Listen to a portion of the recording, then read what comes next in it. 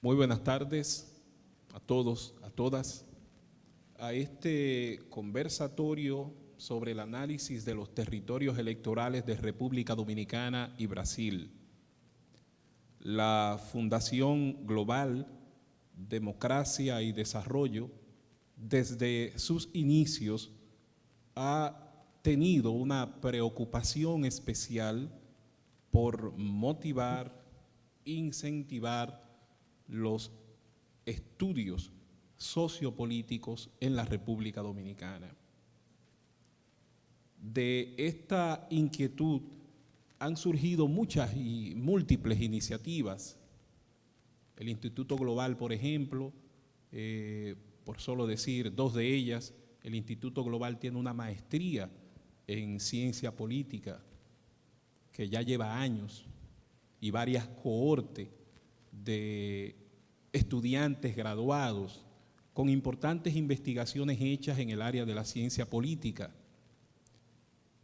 El Observatorio Político Dominicano, otra iniciativa también de la Fundación Global Democracia y Desarrollo que coordino, también realiza múltiples investigaciones en las áreas de las ciencias sociales y específicamente en el área de la ciencia política, sobre todo su unidad de partidos políticos, la unidad de poder legislativo, unidad de gobierno local, etcétera, ¿no?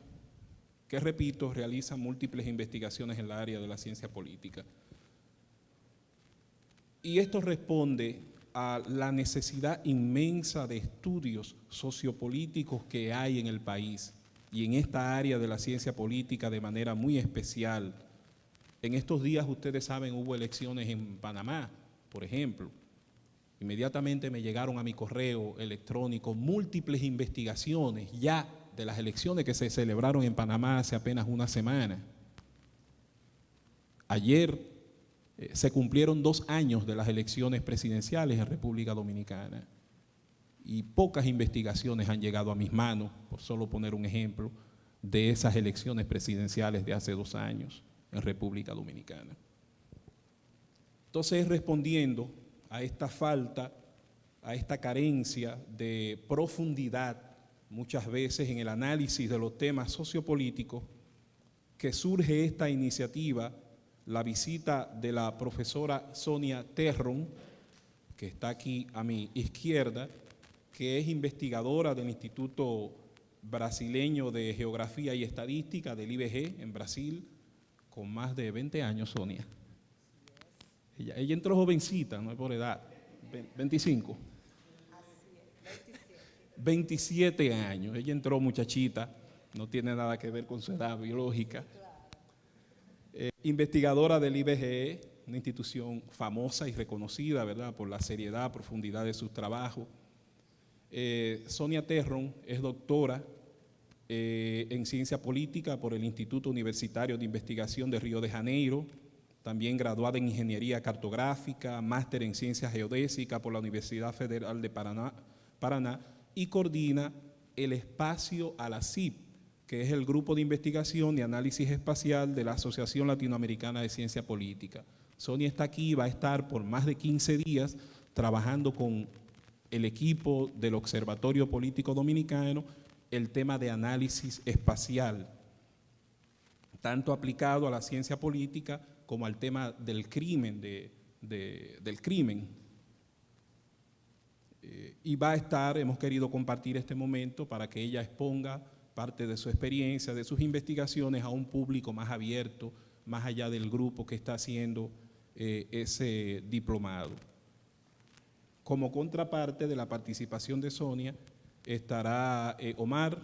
Omar es abogado y tiene muchos años de experiencia y de investigación con nosotros en el Observatorio Político Dominicano, un joven brillante que coordina la unidad de partidos políticos del observatorio con ya varias publicaciones, muchas publicaciones sobre el tema político y que ha hecho un trabajo muy serio y muy profundo de investigación y de levantamiento de datos sobre el tema político, las elecciones y los resultados electorales en República Dominicana. tema básico para poder hablar de investigación, tener datos, y es de lo que carecemos en República Dominicana. Entonces ha hecho un trabajo, repito, inmenso, él y otro grupo, y el grupo también de su unidad, para levantar datos y poder realizar todo este tipo de análisis en el país. Así es que, Omar, Sonia, las palabras son de ustedes, agradecemos su presencia, la generosidad de compartir con nosotros los resultados de su investigación, y bueno, bienvenidos, los micrófonos son suyos. Aplauso, por favor. Eu sou muito contente de estar aqui com vocês por essa segunda vez, como que a primeira vez já he dejado aqui muitos amigos, então que volver à República Dominicana é um enorme prazer para nós. Eu me gostaria de começar com os agradecimentos, claro, são muitos, porque primeiro a vocês que estão aqui para compartilhar esta presentación informal, al presidente Fernández, al profesor Glaucio Soares de Brasil, entonces a la época presidente de la Asociación Latinoamericana de Ciencia Política, y al director del OPD, Julián Valdés, por el proyecto que empezaron, un proyecto que nos ha dado mucho contentamiento porque hemos desarrollado un estudio que no es tan conocido en los países de América Latina. Incluso en Brasil, el análisis espacial no es un tema tan presente, aunque la geografía electoral sea un tema ya tratado desde el inicio del siglo XIX, por ejemplo. 20, desde el inicio del siglo XX ya había la geografía electoral, después ella ha sido dejada al lado. Bueno, entonces los agradecimientos son todos, incluso a Liga Global que nos está asesorando en esta actividad, bueno, al equipo que se ha formado a partir del último curso, que han trabajado arduamente en este proyecto y van a ver la parte que ellos nos van a presentar. Y fundamentalmente por estarmos aquí hoy compartiendo un conversatorio. Y la idea es, claro, que nosotros estamos siempre compartiendo las ideas. Y no como profesores y alumnos, sino como colegas que tienen experiencia, como ustedes tienen experiencia, y nosotros podemos compartir. Esta es la idea, principalmente de este programa que estamos desarrollando, ¿no? Y para, claro, pasar y agradecer incluso a los alumnos del curso que ha pasado y del curso que estamos teniendo ahora, que están todos aquí como una clase extra que estamos teniendo aquí ahora, sí, y a decir que sí, podemos entregar los trabajos más para adelante. Es la idea. Bueno, para pasar un poco, y bueno, desde ya les pido unas disculpas por el español, que a veces no sale tan bien, que en mi agenda siempre hay algunos puntos de profundizar el conocimiento en español, pero no logro éxito. Bueno, y aquí con ustedes me enseñan más que con los libros. Entonces, la idea es presentarles una breve experiencia de los estudios que estamos desarrollando en Brasil. Ya tenemos una agenda de estudios que ha logrado algún éxito con algunos trabajos ya publicados sobre el tema del análisis espacial del comportamiento político electoral y otros todavía no publicados, pero ya presentados en algunos congresos de ALACIP principalmente. Esta agenda la llevamos a cabo y hoy el profesor Glaucio Soares, incluso profesor Jairo Nicolau também de Brasil, y bueno, el intento es que a partir de esta agenda es que nos fue posible empezar el grupo de la CIP, de investigación en análisis espacial. Bueno, Pasando. ¿Cuál es la idea? Presentar aquí hoy un poco de esta agenda, solamente para que ustedes vengan algunos ejemplos de empleo y la pregunta que tenemos para discutir, para conversar es qué pasó en Brasil y en República Dominicana. En Brasil tuvimos el tema de la regionalización del voto en las elecciones presidenciales de Brasil. La primera cosa es que cuando empezamos este estudio no había casi nada que nos informara sobre este tipo de análisis, o sea, de las bases electorales de las elecciones presidenciales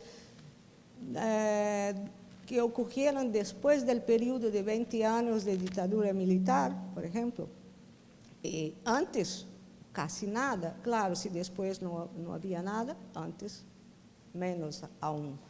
Empezamos a buscar este tipo de información y empezamos a analizar las elecciones desde 1989. Nuestra pregunta era, ¿cómo estaban conformadas las bases territoriales, las bases electorales de los partidos después de 20 años de dictadura, sin elecciones?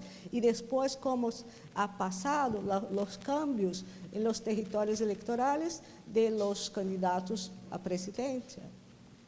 Partimos del candidato de presidencia de la República porque son los que organizan, estas elecciones y estas bases electorales organizan el sistema electoral primariamente.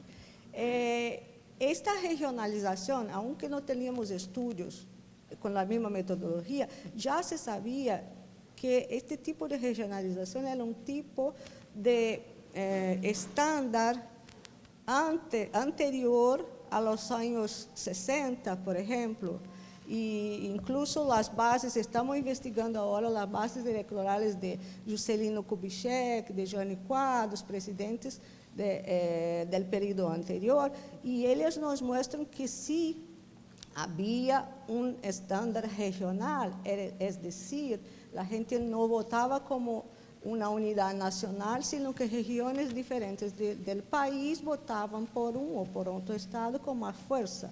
Si todos votaban por los partidos, pero más fuerte en una u otra región. Y después de este sistema, cuando retornamos al periodo ya post-dictadura, este modelo regional ha permanecido y nosotros nos preguntaban por qué hubo un cambio en 2002. La tendencia que nos parecía era que el proceso de nacionalización del voto sería el camino más, que se mostraba más, con una tendencia mayor. Y en 2002, ¿qué pasó? Ese es el punto que vamos a sacar de todo para exponer.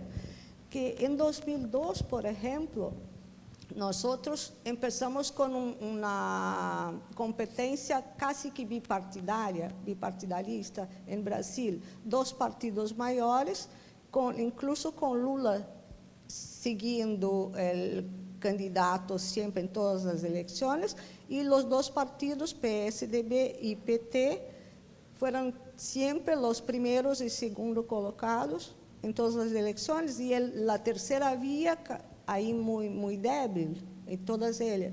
Entonces, en 2002, que nosotros vimos que hubo un cambio de 2002 para 2006 en el territorio, para pasar y mostrar a usted más mapas coloridos para llamar más la atención. Estos mapas que nos muestran aquí son las votaciones, porcentaje por municipio de votación en 2002 por Lula, una escala, un grado, es decir, más claros son los menores porcentajes, más oscuros los municipios donde él ha sacado mayores porcentajes de voto. Son 5.564 municipios en Brasil, Claro, aquí no están las divisiones de los municipios, sino que de los estados, los 27 estados brasileños. Se ve un estándar casi que un mosaico, es decir, no había nada regionalizado en esta elección. Después, el presidente Lula ha ganado esta elección, ganó la elección de 2002, fue electo por primera vez un partido de izquierda, un trabajador en su liderazgo. Él intentaba esto desde 89 y fue realmente un hecho en Brasil. Esta elección marcó una referencia y él ya en su segunda competencia para reelegirse, el presidente Lula ganó, fue muy bien votado en todo el país, pero ¿qué pasó con estos porcentajes de votos?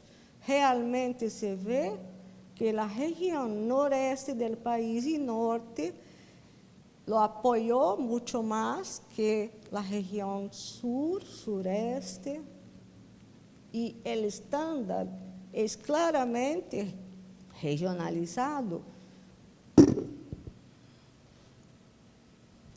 Medimos, porque esto es parte de nuestras técnicas de análisis, es no solamente mostrar los estándares, sino que tener una estadística de cómo está la regionalización de los votos. Este método que estamos utilizando aquí, que nos va a presentar también Omar, es un método que trabaja con cartografía descriptiva y también con una estadística espacial. Y nos facilita muchísimo porque, por ejemplo, hay índices que nos dicen si está más regionalizado o no, si hay alguna relación espacial, geográfica o no. Es muy similar a la correlación estadística de Pearson, y si llegamos más cerca de 1, es decir que estamos muy regionalizados, es decir que estamos como en una posición inicial de la tabla del juego de ajedrez, por ejemplo, ¿no? Somos en una región o en otra y ahí nos ubicamos. Bueno, vean que en 2002 los índices estaban como que 0.53 y son índices muy semejantes a los que tenemos en Estados Unidos, por ejemplo. Ellos mantienen estos índices de regionalización. Y después, en 2006, ya llegamos a 0.80. Aquel mapa primero, que es muy regionalizado, tiene este índice de Morin o índice de autocorrelación espacial. Nuestra pregunta era, ¿por qué si así esto había pasado en esta elección solamente de 2002 para 2006? Este cambio, los mapas aquí son mapas diferentes, son mapas que nos muestran la diferencia entre los votos de Lula en 2002 y Lula en 2006.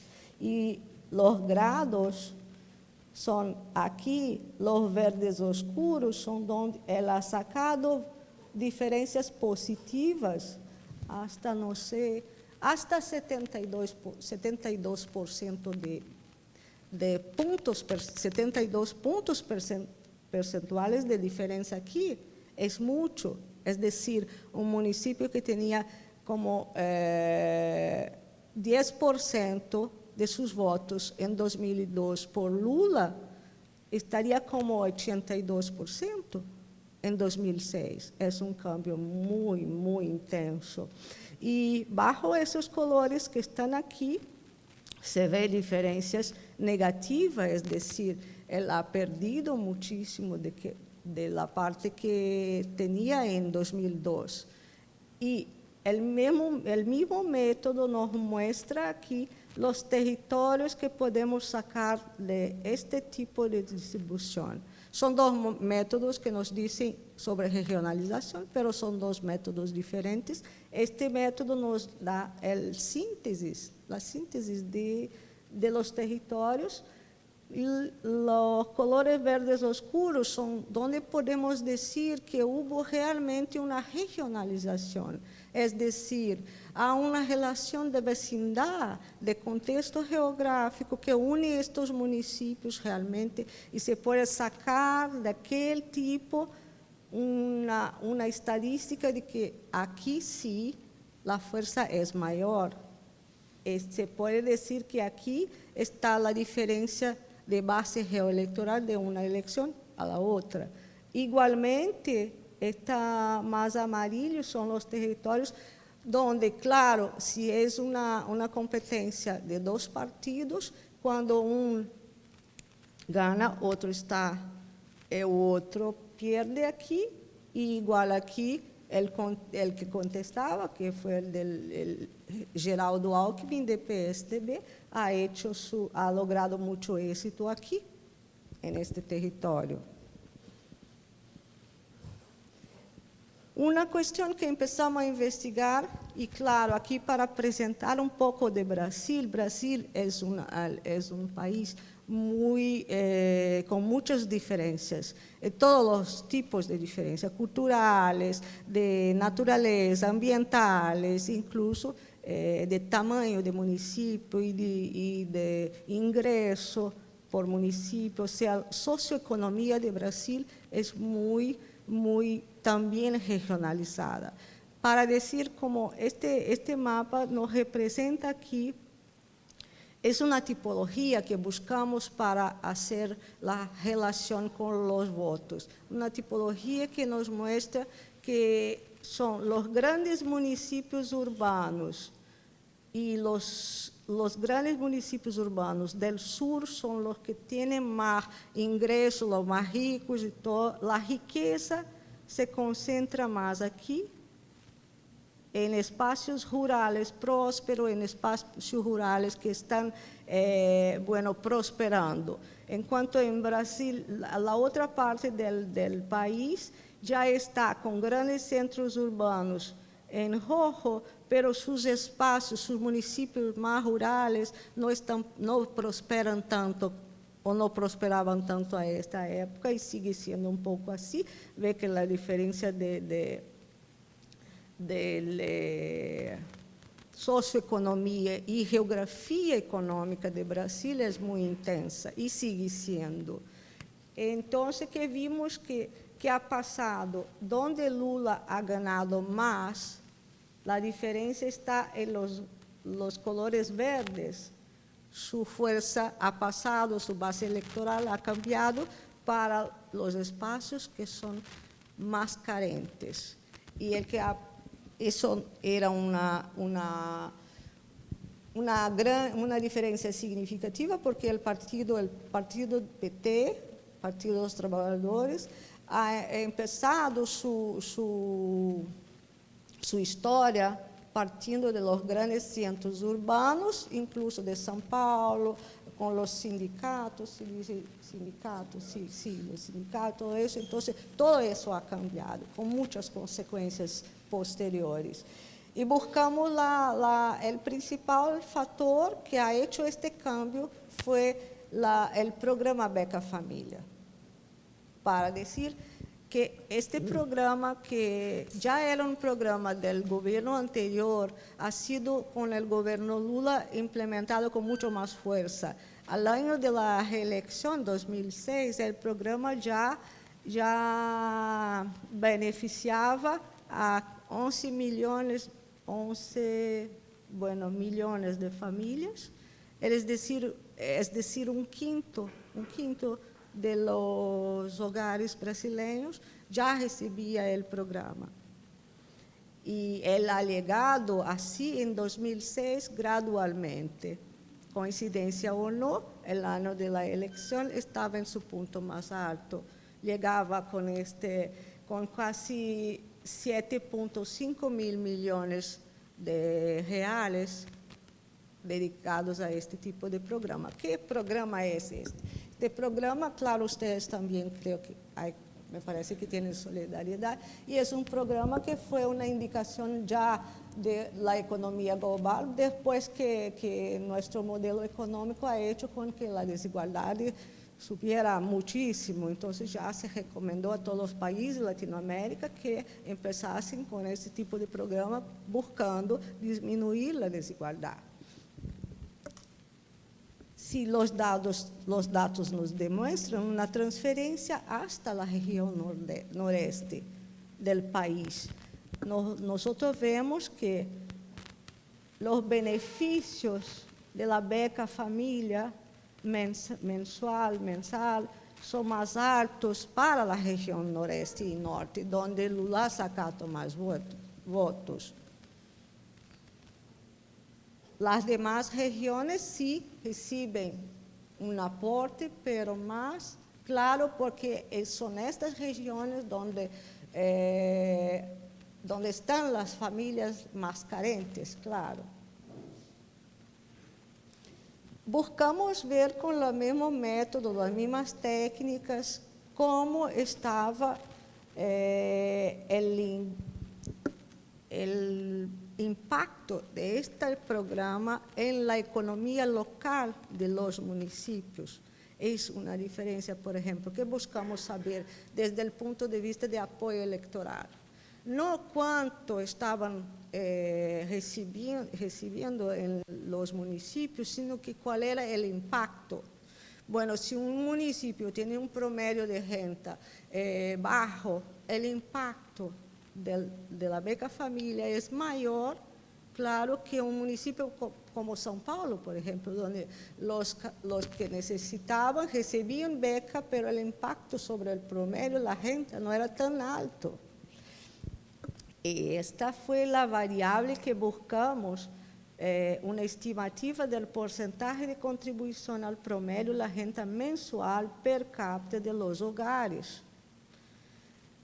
Es decir, que este mapa nos muestra aquí, en una escala, creo que no se lee desde ahí, más sí se lee.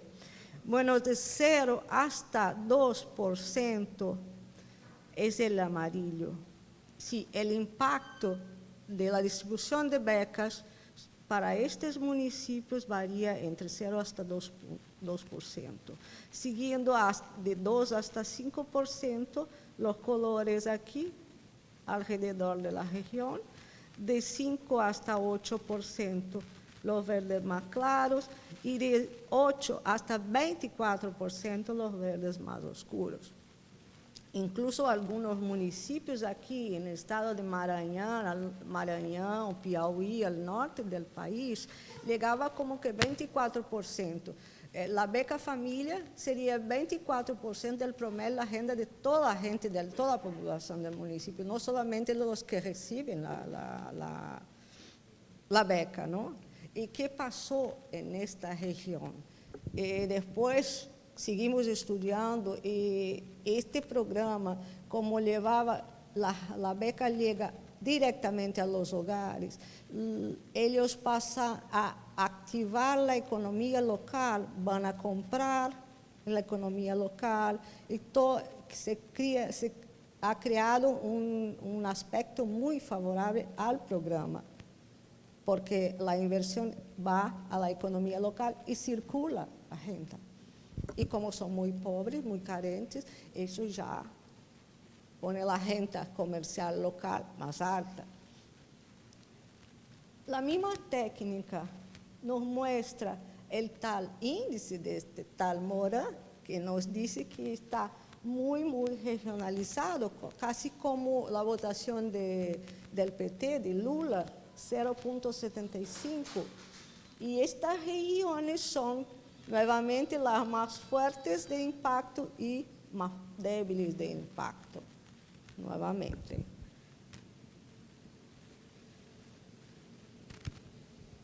Bueno, las aportaciones son significativamente más altas sobre la renta promedio del municipio. 5, sí, estamos llegando para no cansar tanto y poder conversar un poco, pues es un conversatorio, ¿no?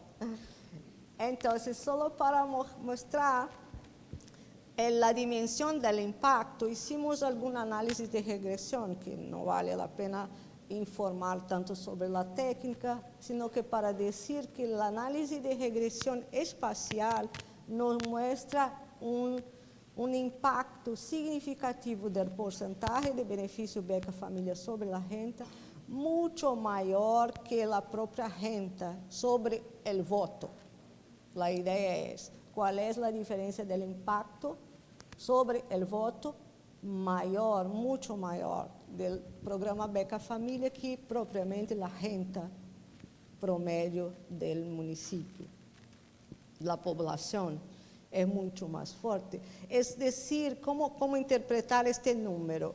Si mantenemos constante todos los efectos de la renta, cada 1% adicional de la beca familia renta, que es la variable, significaría en promedio 1% de incremento a la diferencia entre los porcentajes de votos dados a Lula, igual, si una idea de aporte.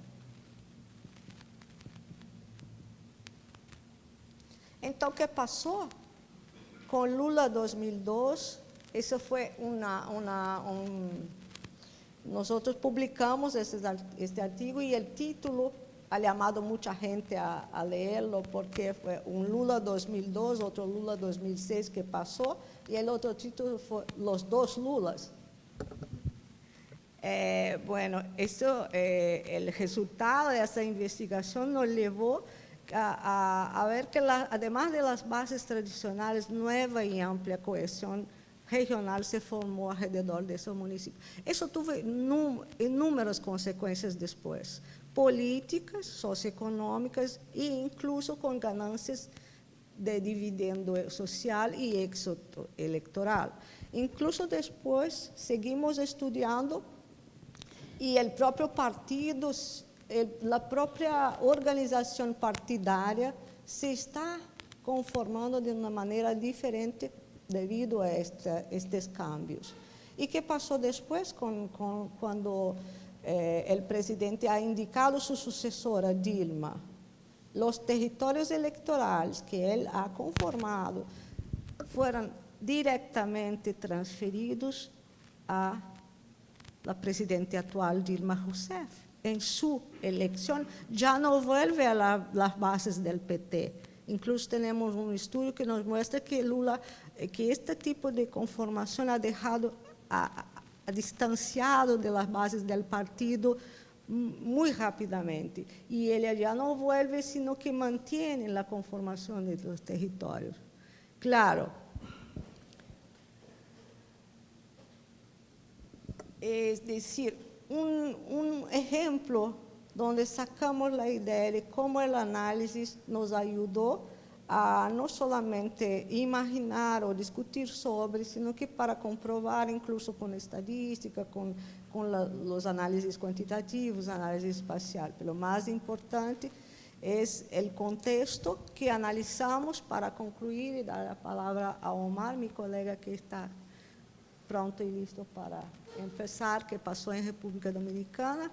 Es que en las elecciones presidenciales del periodo 1994 hasta 2010 se observó que los índices fueron muy altos de correlación espacial y indicador de una expresiva regionalización, pero 2002 fue la excepción de esta serie histórica. Incluso a nosotros nos parece, por investigar, que la tendencia era seguir bajando, seguir nacionalizando. Pero a causa de un programa que no intencionalmente, pero ha hecho un cambio monumental en la base electoral, volvemos al modelo regionalizado. Un tipo diferente, no un tipo de modelo, de mi opinión, clientelista, sino que un programa ya completamente institucionalizado, pero ha hecho un cambio tremendo en la tendencia que nos parecía ser la tendencia que íbamos a seguir. Esto no, ya pasamos. ¿Y qué pasó en República Dominicana?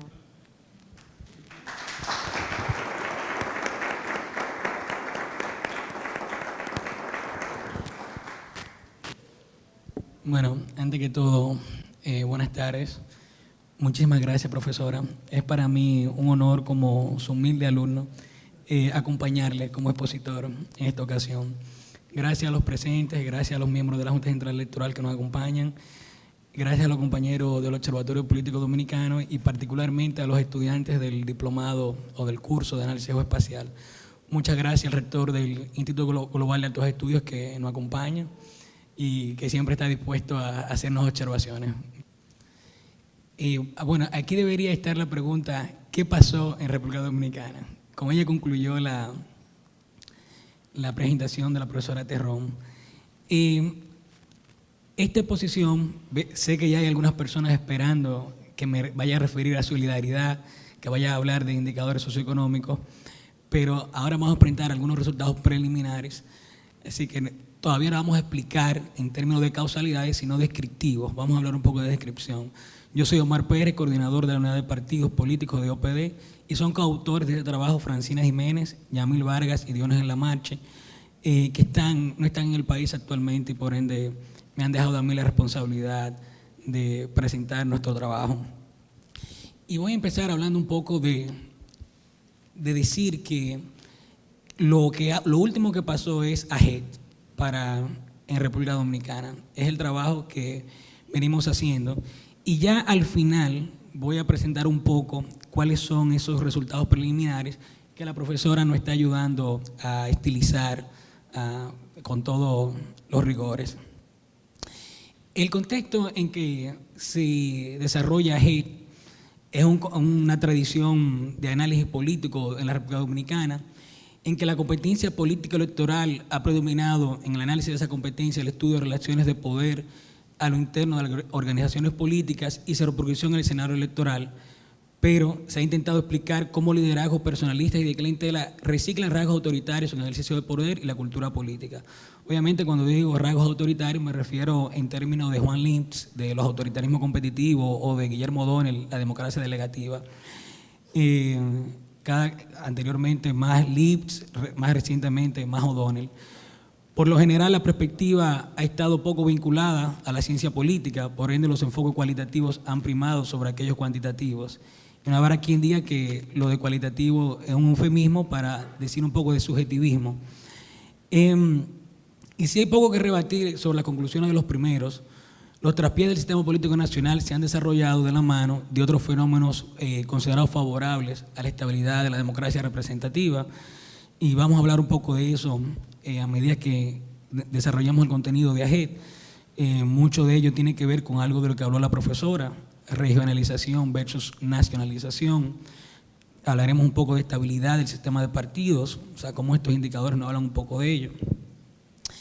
Y en ese orden, AGET se circunscribe en los aportes del OPD, del Observatorio Político Dominicano, a la producción de juicios empíricos en el análisis político dominicano.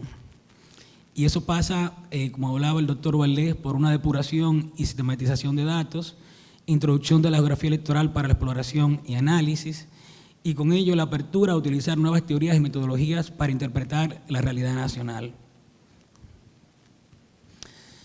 Entonces, ¿qué ha significado AGET para la sistematización y depuración de los datos? En este caso, datos electorales. Primero, corrección de contradicciones de los resultados electorales en los distintos niveles de agregación. Cuando uno va a la página de la Junta Central Electoral, uno se da cuenta, cuando toma los periodos, por lo menos hasta el 82, uno toma los niveles municipales y los suma y no necesariamente te coincide con el nivel provincial. Toma los provinciales, no necesariamente te coincide con los niveles nacional. No son errores significativos que puedan llamar a perspicacia, salvo los procesos que ya por lo que sabemos históricamente la tienen inherentemente, pero uno de los principios del sistema electoral, diría Silvia Gatón, es la exactitud. Entonces siempre tenemos esos investigadores internacionales que se acercan a OPD y dicen, pero no me da, hay una contradicción, están malos los datos, quería incluir a República Dominicana en este libro, pero no la voy a poder incluir. Entonces, lo primero que ha pasado en República Dominicana, que ha significado AGET, es esa corrección. Nosotros tenemos ya una metadata de cómo se elaboraron los indicadores, de dónde se vio contradicción entre lo que tiene la Junta en la página con la Gaceta y con los datos que suministran ya en base de datos a los investigadores, suficientemente explicada. Claro, nos valemos de investigadores anteriores como el ingeniero Contreras, que en el 82 hizo una depuración, Jacqueline Jiménez Polanco, que también ha hecho algunos aportes, y otros autores. Un aporte importantísimo es la creación de la cartografía electoral dominicana de 50 años de transición a la democracia.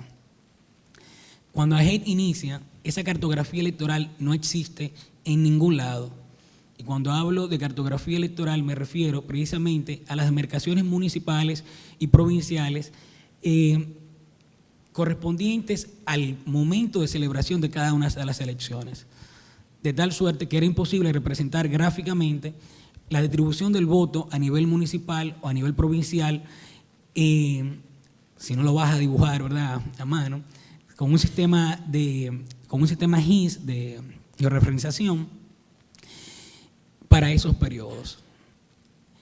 Y luego, partiendo de este punto, la creación de 18 geodatabases. Y geodatabases significa que el OPD cuenta actualmente y está pronto a poner en las manos de investigadores y del público interesado, con 18 geodatabases que son mapas, shapes, con los datos electorales incluidos.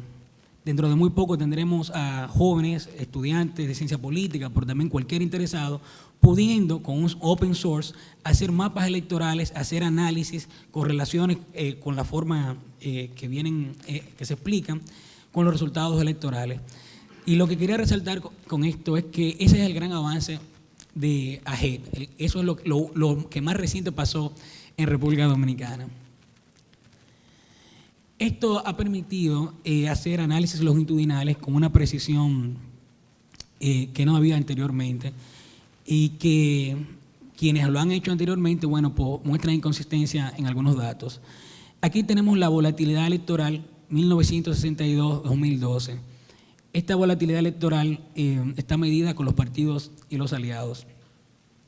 La volatilidad electoral está muy ligada al proceso de institucionalización de los partidos políticos y ello a la consolidación del sistema de partidos en términos de Sartori, que es la parte fundamental para tener partidos o sistema de partidos responsables. Hemos visto que desde 2004 a 2012 el sistema de partido dominicano se ha estabilizado, continuando la tendencia que venía ya desde el 96, pero que fue interrumpida en 2004, obviamente con el desplome del PRD tras la crisis económica. Y esto lo hemos hecho con todos los indicadores sistematizados y puestos a la disposición en una base de datos, los indicadores electorales del sistema de partidos, como es...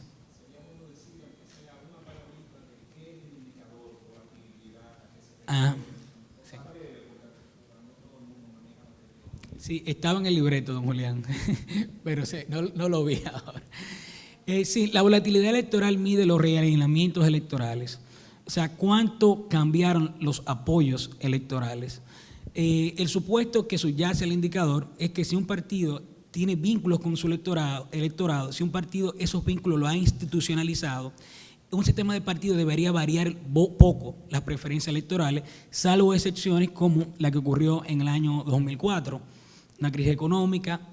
El indicador es la suma de las diferencias absolutas dividida entre dos de la votación por cada uno de los partidos. Esto hace que el indicador varíe de 0 a 100%. En 100% se pone que todos los electores cambiaron su preferencia. El indicador tiene un sesgo incorporado, que es que no se puede interpretar como movilidad electoral. O sea, porque si usted está en el PRD y yo estoy en el PLD, y yo voy al PLD y usted viene al PRD, bueno, esa diferencia se compensa, entonces se anula. Sin embargo, los estudios que se han hecho de los años 90, cuando tuvo mayor la discusión, muestran que hay una alta correlación entre movilidad electoral y volatilidad electoral. Y por ende es el indicador más utilizado para medir la estabilidad del sistema de partidos y Scott Mayweather y otros han comprobado que realmente tiene efectos en lo que algunos llamarían eficiencia de la democracia o salud democrática, etcétera. Lo mismo aquí con el número efectivo de partidos, ambos calculados a nivel de alianza, número efectivo de partidos, concentración y competitividad electoral. Voy a dar la nota teórico-metodológica también del número efectivo de partidos. El número efectivo de partidos parte de otro indicador diseñado por John Wright que se llama fragmentación del voto. La fragmentación del voto mide la posibilidad que tomando 2 electores al azar, estos se hayan descantado, hayan elegido votar por un partido diferente. Es decir, uno representa la situación imposible, o sea, la situación imaginaria, de que cada elector haya votado, o sea, la máxima fragmentación, por un partido diferente. Considerando que los partidos son colectivos, eso es imposible, pero la situación ideal nos da un referente.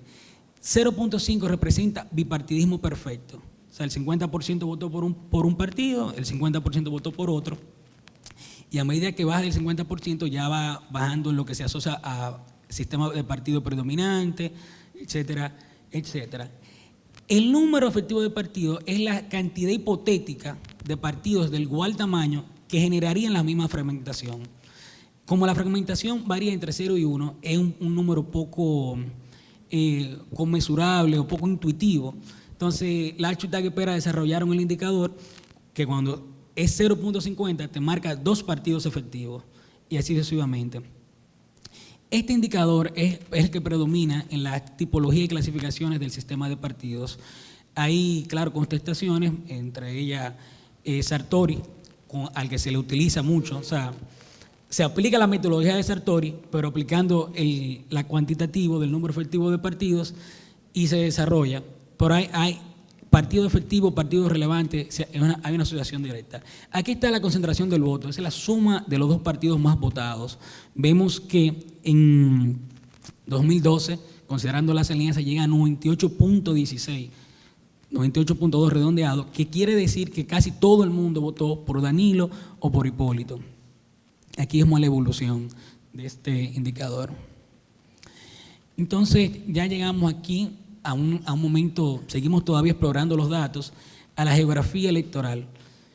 Y el problema que nos enfrentamos para la geografía electoral es que no había registro sistematizado, una base de datos, por así decirlo, de la proveniencia de los municipios. La ONU tiene un trabajo, pero no lo tenía en ese momento tabulado.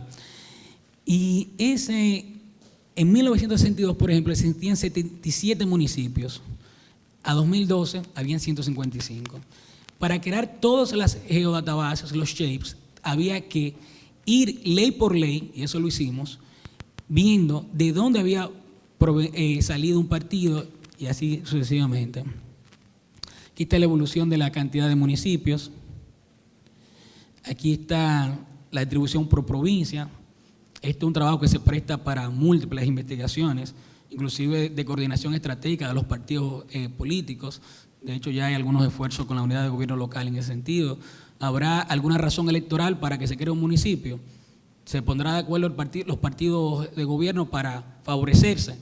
Entonces, hay que comparar y este tipo de investigación lo permite, lo cual es algo bastante estudiado en otros países, principalmente en Estados Unidos. Exploración y análisis de datos. Bueno, pues pasemos. Frecuentemente, cuando exploramos los datos, un mapa, te dice el mapa de ganadores de los municipios. Aquí vemos la evolución desde el 62 a 2012. 62 PRD Unión Cívica, PRD por un largo tiempo y el Reformista solamente. Empieza a aparecer el PLD en el 82, cuando ganan su primer municipio. Y así seguimos a 2012, cuando ya es PRD, PLD, quienes son los partidos más votados en los diferentes municipios. Sin embargo, esto nos dice poco. Normalmente, entonces se avanza a los niveles de votación, donde se establecen clases fijas, arbitrarias para los niveles de votación, en este caso porcentuales. Y vemos 1982, el PLD apenas en la Romana llega al 30%, pero la mayoría de los municipios está por debajo de las clases que se le ha designado. Entonces, es muy difícil comparar el apoyo relativo recibido por el PLD en un territorio con relación al apoyo relativo obtenido en 2012 y 1996. Cuando digo relativo, me refiero relativo a su fuerza electoral en esa elección dada.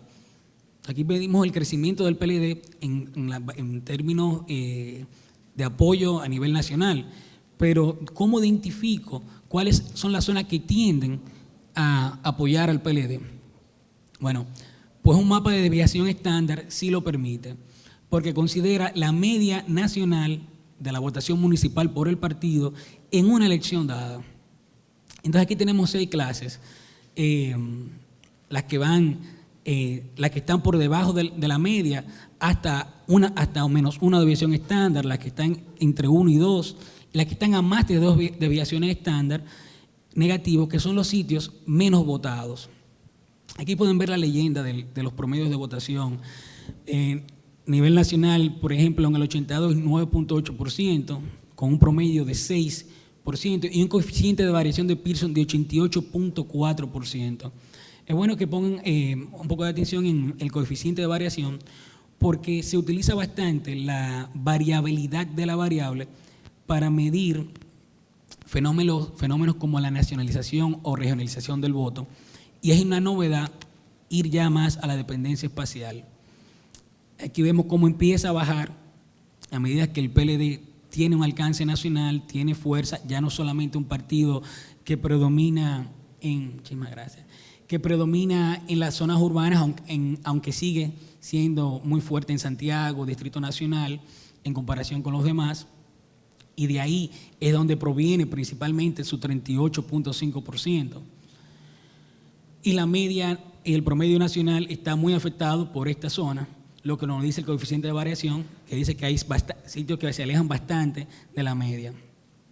En 2012 ya está mucho más estandarizado, es mucho más homogéneo el voto del PLD, y aquí se ve con un coeficiente de variación de 11.8%. Pero cuando uno mide en la variabilidad de una variable, muchas veces se piensa que se está midiendo la variabilidad de la variable en función del territorio, y no es así. Se está midiendo la variabilidad de la variable en función de ella misma en la demarcación geográfica en que se han agrupado los datos, que es por demás arbitraria.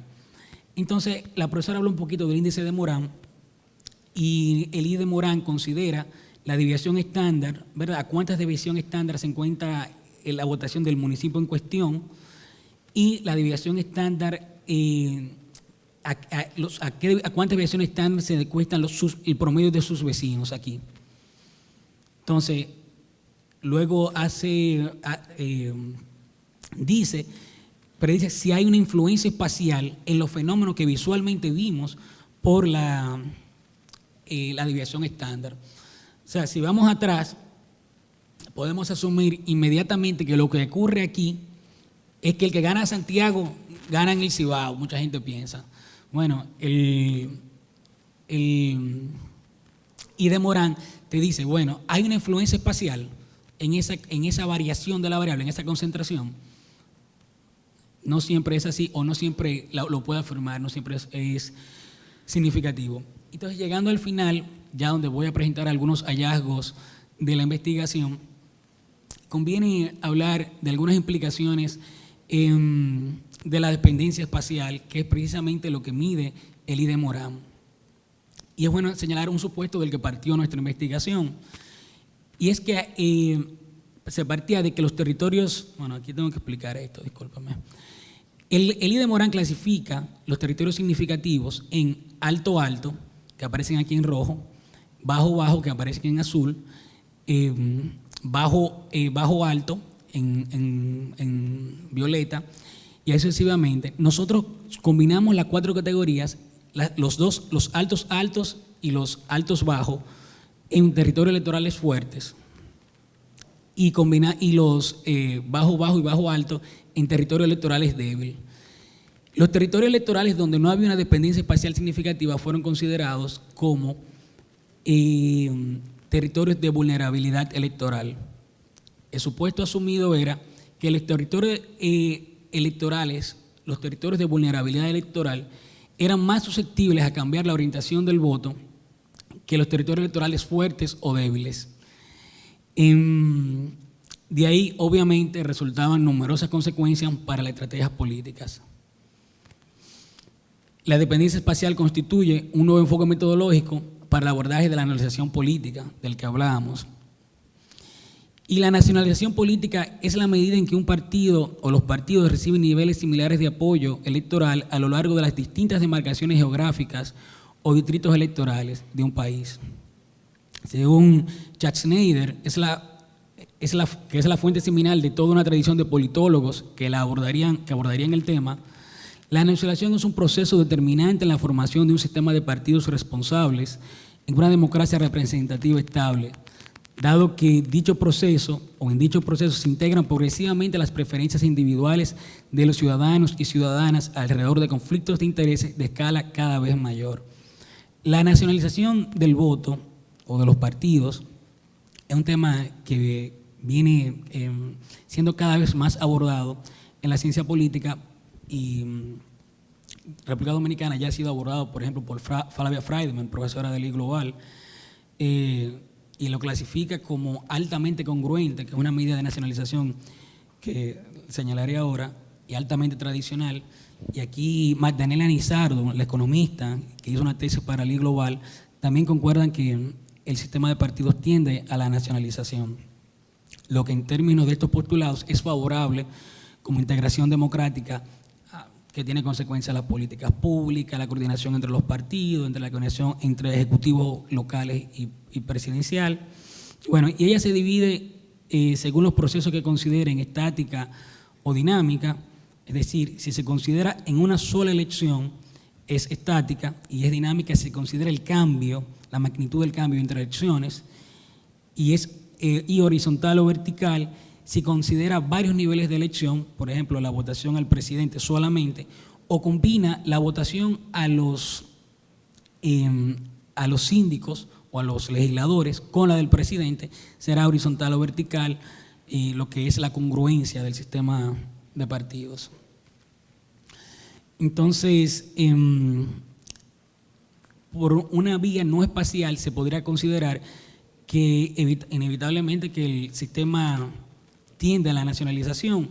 Se ve el coeficiente de variación aquí en 8.4%, reduce en 1996 a 32.5% y posteriormente está en 11.8% apenas. Sin embargo, aquí tenemos un 0.48 Ley de Morán, que varía como el Pearson, o sea, de 0 a 1, de menos 1 a 1, a 0.6 se incrementa, mientras aquí que baja aquí se incrementa, y a 0.35 en 2012. Cuando vemos la línea completa, evidentemente el Ley de Morán, que inicia en 1978 en el piso, pero que no es una medida totalmente considerable por las características propias de esa votación en la primera elección en que participa Juan Bosch, donde se polarizó entre PRD y Partido Reformista. Después aumenta aquí la nacionalización y aquí tenemos el coeficiente de variación para una correlación negativa de menos 1. Entonces, los hallazgos preliminares limitados al nivel presidencial de AGET es que no se encontraron diferencias relevantes entre territorios electorales y territorios de vulnerabilidad electoral. Este resultado se ajusta a lo esperado, considerando 4 aspectos relevantes y vinculados a la nacionalización. Lo primero es la característica de país pequeño, sin segmentación cultural relevante. Como república unitaria o Estado unitario existe poca diversidad institucional. El vertiginoso desarrollo de los medios de comunicación permite a los candidatos desarrollar, los candidatos presidenciales, campañas de contenido nacional, baja diferenciación ideológica y programática de los partidos políticos. O sea, es muy difícil que un partido limitado a un sector agrícola tome fuerza. La única experiencia que puedo citar es la del PNRD en el 62, que captó algunas partes del liborismo, pero es la única referencia. La reducción en el I de Morán es consecuente con otras investigaciones que sugieren que el sistema de partidos tiende a la nacionalización. Tomamos como ejemplo el PLD, pero esto se pondera. No obstante, como se mostró con el coeficiente de variación, esto no implica proporcionalidad con las mediciones de estadísticas espaciales, de ahí que se abre toda una agenda de investigación. O sea, lo que se ha dicho sobre República Dominicana, sin considerar la estadística espacial, puede ser revisado, puede ser contrapuesto con los métodos espaciales. Y los próximos pasos son obviamente extender el análisis a los niveles legislativo y municipal, incluir variables socioeconómicas en la medida que éstas estén disponibles en el nivel de segregación requerida. Muchísimas gracias.